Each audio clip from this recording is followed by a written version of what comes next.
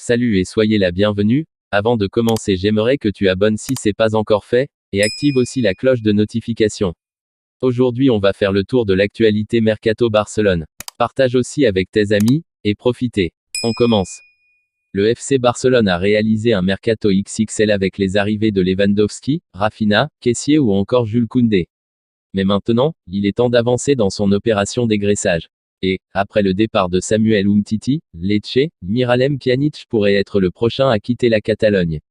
Selon les informations rapportées par El Partidazo de Cope, le milieu de 32 ans a reçu une offre de la part d'Al Nasr, l'équipe d'Arabie Saoudite entraînée par Rudy Garcia. Cette source assure que l'équipe saoudienne a déjà contacté Pjanic. L'entraîneur français veut construire une équipe compétitive et dispose déjà de joueurs de renom comme Aboubacar, Pity Martinez et David Ospina.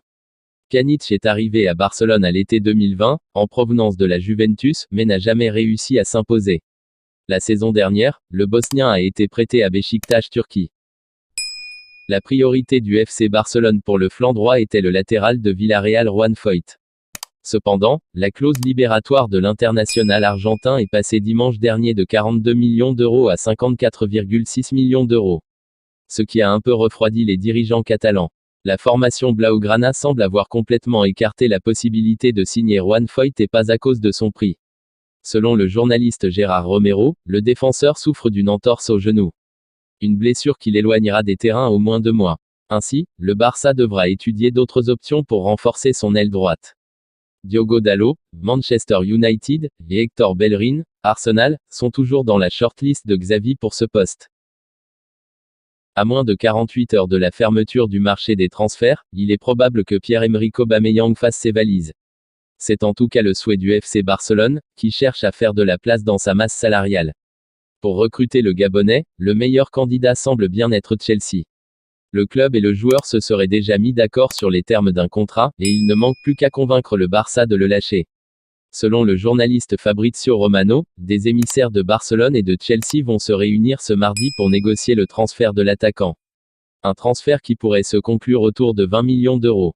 Une somme intéressante puisqu'il était arrivé libre en janvier dernier en provenance d'Arsenal.